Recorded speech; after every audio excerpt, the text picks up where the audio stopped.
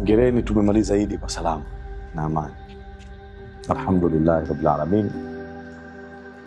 Jamani, wengine hatulali, tunaota shirika la nyumba.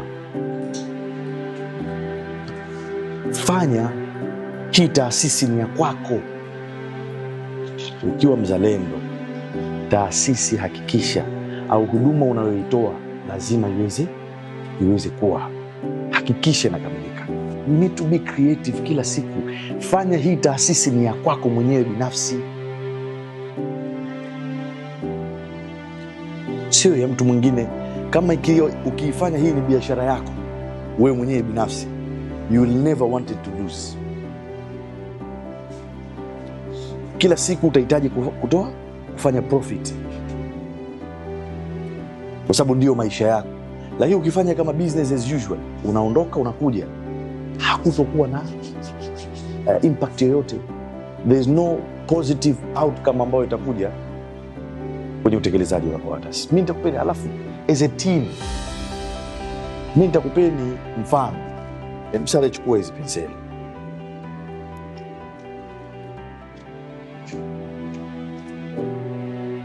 Kwa hiyo penseli, tengeneza cycle kidogo. Tunatakiwa tufanye kazi kwa bidii na kwa pamoja. Sale, chukua sehemu moja yote, ondoa penseli moja.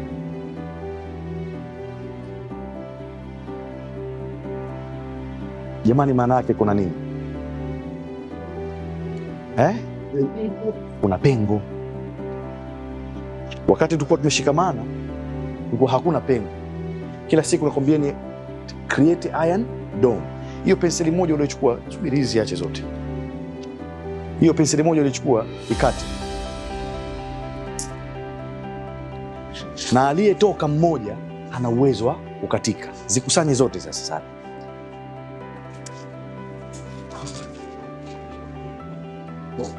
Zikusanye zote. It's something ambacho tunatakiwa sisi wenyewe kila wakati tufikirie, tuwaze kwa umoja wetu, ndio tuna uwezo wa kufanikiwa. Sale, wewe una nguvu, nimekuchagua sababu una nguvu nyingi. Zikate hizo penseli kwa pamoja.